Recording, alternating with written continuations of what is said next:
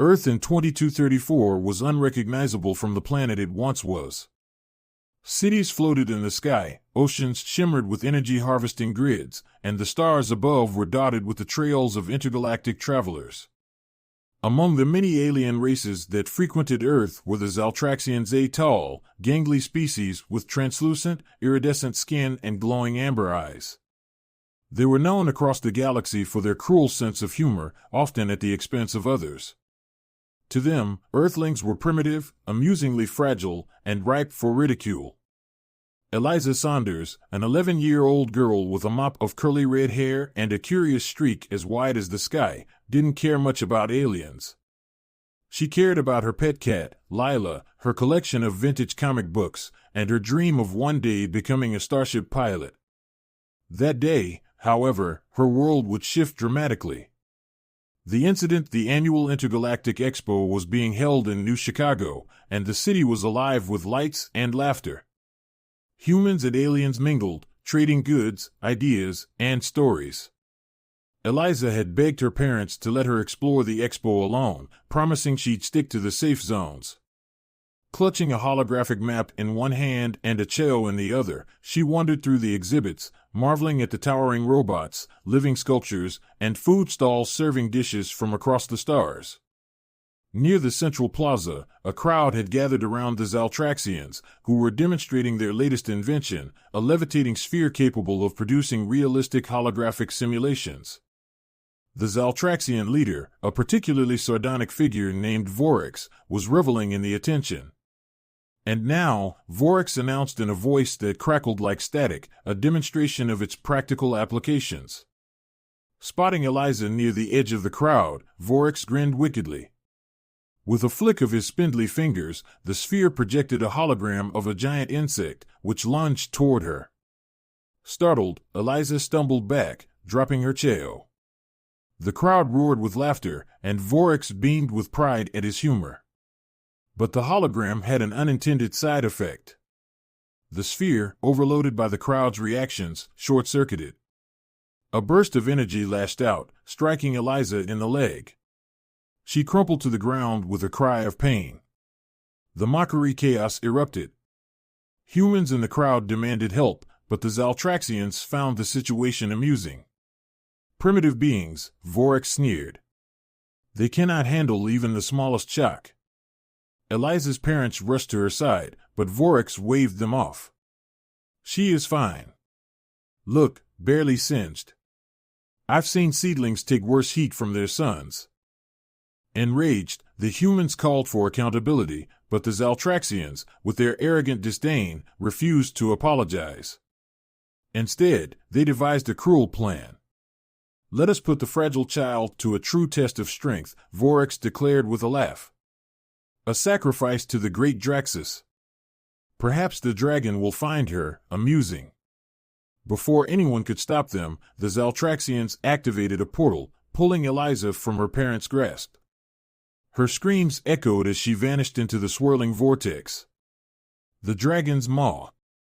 Eliza landed hard on a rocky surface, the wind knocked out of her. The air was thick and warm, carrying an unfamiliar metallic tang. Groaning, she pushed herself up and froze. Before her loomed a massive cavern, its entrance framed by jagged obsidian spikes. The ground was littered with the remains of previous offerings, bones, charred fabric, and scorched metal. She crawled toward a shimmering pool nearby, catching her reflection in its surface. Her face was streaked with dirt, her leg throbbed where the energy had struck, but her eyes burned with determination. Tears pricked her vision, but she refused to let them fall. Inside the cavern, a deep, thunderous growl reverberated, sending a shiver down her spine. A shadow shifted in the depths, and two golden eyes, as large as moons, opened to regard her. Another offering, a voice rumbled, deep and ancient, reverberating in her very bones. The Zaltraxians never tire of their games. But you are different. Eliza's heart pounded as the shadow drew closer, revealing the enormous form of the dragon.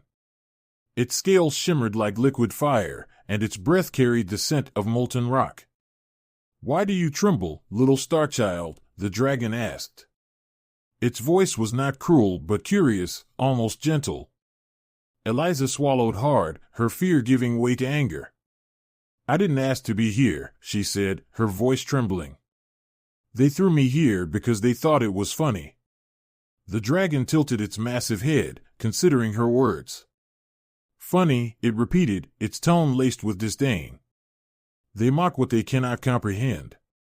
But you may be worth more than they realize." And with that, the dragon lowered its head, its golden eyes glowing brighter. "Tell me, child," it said. "Do you wish to return, or do you wish to learn?" Eliza stared back, her fear melting away, replaced by a spark of curiosity. She didn't know what the dragon meant, but she nodded anyway. "I'll learn." Draxus smiled, a rumble of approval echoing through the cavern. "Then your true journey begins." Eliza stood trembling in the dim light of the cavern, her small frame dwarfed by the enormity of Draxus, the legendary dragon. The creature's golden eyes radiated an ancient wisdom that made her feel both insignificant and inexplicably important. "Follow," Draxus rumbled, his voice echoing through the cavern like rolling thunder. Without waiting for a response, he turned, his massive tail sweeping gently past her. Eliza hesitated only a moment before limping after him, drawn by equal parts fear and curiosity. The hidden depths, the deeper they ventured into the dragon's maw, the more the cavern revealed its wonders. The walls sparkled with crystals emitting a faint, multicolored glow. Pools of liquid light shimmered like molten stars, their surfaces rippling with each vibration of Draxus's steps. The air grew warmer, but not uncomfortably so, and it carried a strange scent that reminded Eliza of fresh earth and burning wood. "What is this place?" she asked, her voice small but steady. "It is my home," Draxus replied without turning. "And the heart of many secrets your kind has forgotten." He led her to a wide chamber where the floor was smooth and polished, reflecting the crystal-laden ceiling above. At the center was a raised stone platform, carved with intricate symbols that pulsed faintly with energy. Around the platform, smaller dragons no larger than wolves scurried about, their scales shimmering in an array of colors. Eliza gasped. "There are more of you?" Draxus chuckled, the sound resonating deeply. "Did you think I was the only one?" "No, little one. Dragons are not mere legends. We are the keepers of balance, the stewards of knowledge lost to time." Eliza felt a pang of wonder and confusion. "If you're so wise and powerful, why haven't we seen you before?" The dragon's expression darkened. "Because your kind does not seek us for wisdom. They seek us for power. We hid ourselves to protect the knowledge we carry in ourselves." The choice Draxus motioned for her to step onto the platform. "Before I teach you, I must understand your heart," he said. "Stand there and speak your truth." Eliza hesitated, her mind racing. Speak her truth? What did that even mean? Slowly, she stepped onto the platform. The moment her feet touched the stone, the symbols beneath her flared to life, projecting glowing threads of light into the air around her. They swirled and pulsed, responding to her emotions. "I didn't ask for this," she began, her voice cracking. "I didn't want to be thrown here or hurt. I didn't ask to meet aliens or dragons. But I don't want to go back as a victim. I don't want to be weak. If there's something I can do, something I can learn, I want to." The lights around her grew brighter, forming shapes, a small figure standing against towering shadows, a spark igniting into a flame, a rising phoenix. Draxus observed silently, his golden eyes narrowing in thought. "You seek strength not for revenge, but for purpose," he said finally. "Good. Strength driven by anger crumbles, but strength rooted in resolve endures." The platform dimmed, and the threads of light disappeared. "You have passed the first test, Eliza. The teachings begin." Over the next several days or perhaps weeks, for time in the cavern seemed to flow differently, Draxus began teaching Eliza. His lessons were unlike anything she had imagined. He spoke of the interconnectedness of all things, from the smallest grain of sand to the largest star. He taught her to listen, not just with her ears, but with her heart, to sense the flow of energy that existed in everything. Eliza learned quickly, her innate curiosity and determination driving her forward. She discovered how to focus her thoughts to manipulate small amounts of heat, drawing warmth from the air to mend her injured leg. She practiced speaking the ancient language of the dragons, a melodic series of tones and vibrations that resonated through the cavern like a song. "You are doing well," Draxus told her one day as they sat by a pool of liquid light. "But you must understand that power is not the end goal. It is merely a tool." "What is the goal, then?" Eliza asked, frustrated. "If it's not power, what's the point?" "Balance," the dragon replied. "To live in harmony with the universe, to protect rather than destroy." The Zaltraxians mocked you because they have forgotten this truth. Perhaps, one day, you will remind them. A revelation. One evening, as Eliza practiced shaping a flame in her palm, she noticed something strange about the pool of liquid light nearby. It rippled unnaturally, and a hazy image began to form on its surface. She leaned closer and saw a vision of Earth. Her parents were on the news, tearfully pleading for her return. Protesters filled the streets, demanding justice from the Zaltraxians. Eliza clenched her fists. "They're fighting for me," she said. "I have to go back." Draxus appeared behind her, his massive form reflected in the glowing pool. "And what will you do when you return?" "I'll stop them," she said fiercely. "The Zaltraxians can't keep treating people like toys. They need to be held accountable." Draxus's eyes glinted. "And how will you stop them?" "With anger." "Violence?" Eliza faltered. "I don't know. But I can't let them get away with it." The dragon nodded thoughtfully. "Then your training is not yet complete. You must learn not just to fight, but to lead. Not just to burn, but to illuminate." Eliza looked up at him, determination blazing in her eyes. "Teach me." Draxus smiled, a deep rumble of approval resonating in his chest. "Very well, Star Child. Let us prepare you for your return." Eliza stood at the edge of the molten lake, its surface rippling with golden fire. Draxus loomed beside her, his scales gleaming in the light, radiating a calm power that filled the air around him. Her body was stronger now, her mind sharper. Days, or perhaps weeks, had passed since her arrival, and she had come far from the scared, injured girl who had been cast into the dragon's maw. But she wasn't ready, not yet. Harnessing the element's control, Draxus rumbled, his deep voice resonating through the cavern. "Without control, power is chaos. And chaos consumes." Eliza focused on the flame in her hand, a small, flickering orb of fire that danced in her palm. Her brow furrowed with concentration as she tried to steady its movements, but the flame wavered, flaring wildly before sputtering out. She groaned in frustration. Again, Draxus commanded. "Your anger feeds the flame, but anger alone cannot sustain it. Find the balance." Closing her eyes, Eliza took a deep breath, centering herself as Draxus had taught her. She thought of her parents, of Earth, of the injustice the Zaltraxians had inflicted upon her. But instead of letting the anger consume her, she reached for the strength beneath it, the resolve to make things right. The flame returned, steady and bright. "Good," Draxus said, his tone approving. "Now, shape it." Eliza moved her fingers, molding the fire like clay. It shifted, growing into the form of a small bird, its wings fluttering with light. She smiled, pride swelling in her chest. "Do not celebrate too soon," Draxus warned, his golden eyes glinting. "Mastery comes not in moments, but in repetition." The trials Draxus's training was relentless. Each day brought new challenges, pushing Eliza's mind and body to their limits. She learned to manipulate the elements fire, water, air, and earth, each requiring a different kind of focus and energy. Fire demanded passion tempered with control, water flowed with emotion and adaptability, air required freedom and clarity of thought, earth called for strength and patience. Her connection to the natural world deepened. She began to sense the heartbeat of the cavern, the rhythmic pulse of life in every stone, crystal, and stream of molten light. Draxus taught her to listen, to feel, to understand the harmony of the universe. But the greatest challenge came from within.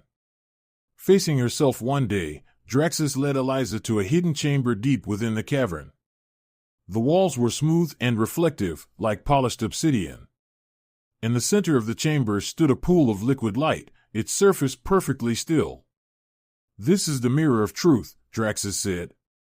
"Here, you will face your greatest fears and deepest truths. Only then can you become what you are meant to be." Eliza hesitated, a knot of anxiety tightening in her chest. "What if I fail?" The dragon's gaze softened, his voice a rumbling reassurance. "Failure is not the end, Star Child. It is a step on the path." Steeling herself, Eliza stepped forward and gazed into the pool. At first, she saw only her reflection, tired but determined. Then the image shifted, morphing into scenes from her life. She saw herself as a little girl, crying over a scraped knee while her mother comforted her. She saw the moment she first dreamed of piloting a starship, her young face alight with wonder. Then came the painful memories, the Zaltraxians mocking her, the fear and humiliation of being thrown into the dragon's maw. The pool darkened, and a shadowy version of herself emerged, a twisted, angry reflection with burning eyes. "You're too weak," it sneered. "You'll never be strong enough to stop them. You'll fail, and they'll laugh at you again." Eliza's hands clenched into fists, her heart pounding. But instead of succumbing to the fear, she remembered Draxus's teachings. She took a deep breath and faced the shadow. "I'm not weak," she said, her voice steady. "And even if I fail, I won't stop trying. I'll keep going, no matter what." The shadow hesitated, then began to dissolve, its edges softening until it disappeared entirely. The pool cleared, reflecting her true self, bruised, battered, but unbroken. "You have done well," Draxus said from behind her, his voice filled with pride. "You are ready for the final lesson. The gift of flight." For her final trial, Draxus led Eliza to the highest point of the cavern, where a jagged opening revealed the night sky. The stars sparkled like diamonds, and the air was crisp and cool. "Climb onto my back," Draxus instructed, lowering himself so she could climb up. "It is time for you to see the world as I do."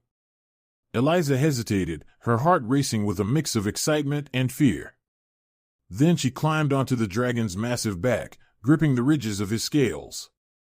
With a powerful leap, Draxus launched into the air, his wings unfurling with a deafening whoosh. They soared upward, bursting through the opening and into the sky.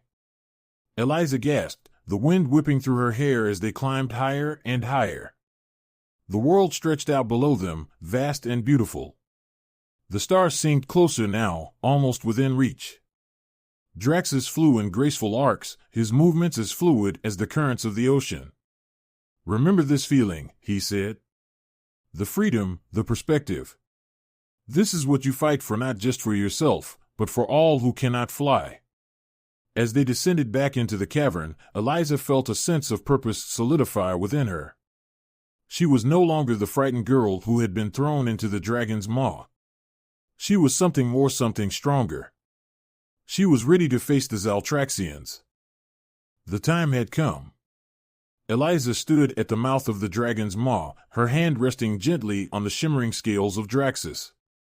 Behind her, the cavern pulsed with life, the smaller dragons watching silently as their elder prepared to ascend.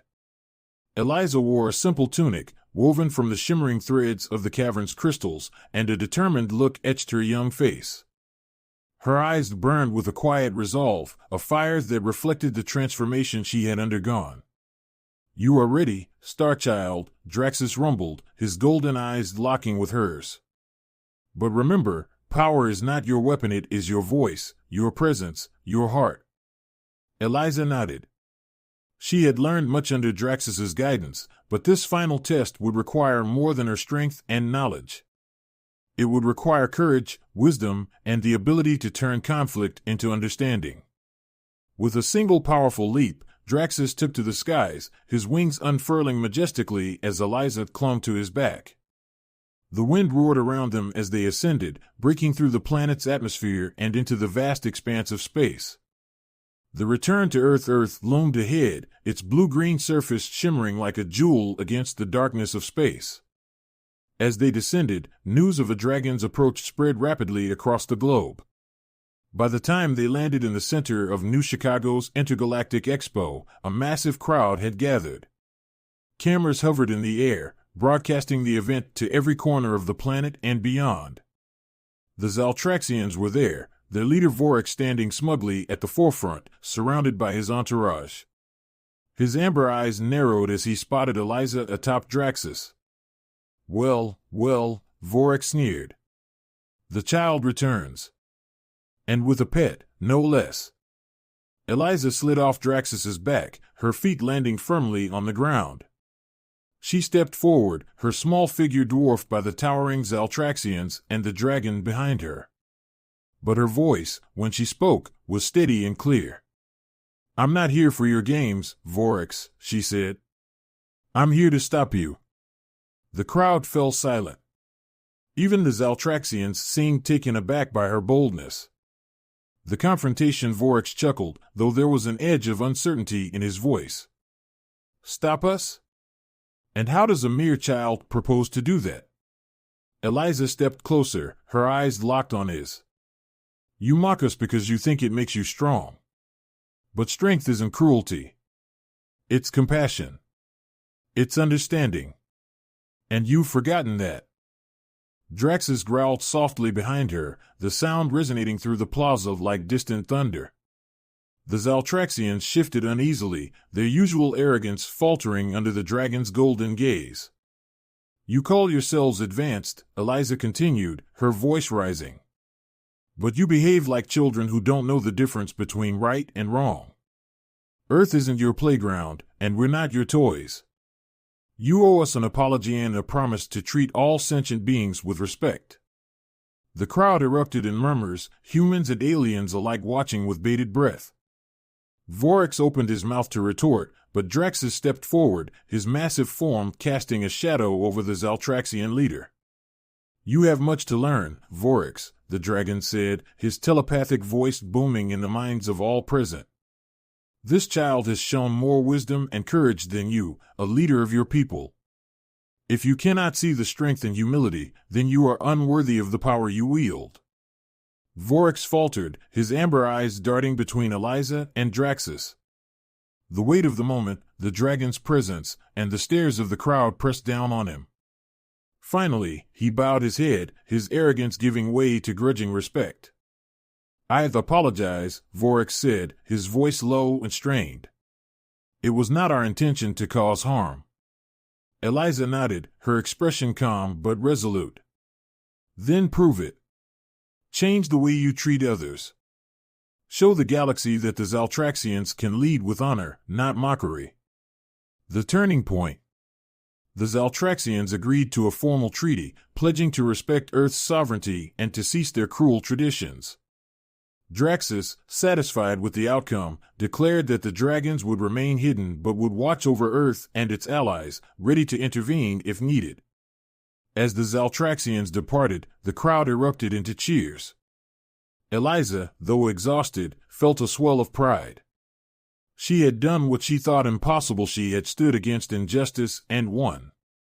The legacy.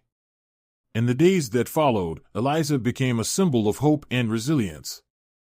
News of her courage spread across the galaxy, inspiring countless others to stand up against cruelty and oppression. Her parents, overwhelmed with relief, welcomed her home with open arms, though they quickly realized she was no longer the same little girl they had lost.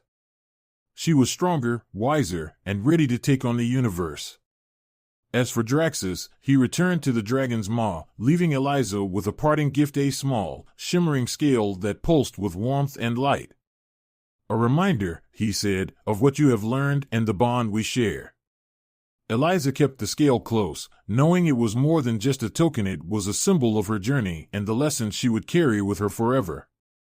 And though her life would return to some semblance of normalcy, Eliza knew one thing for certain: her story was far from over.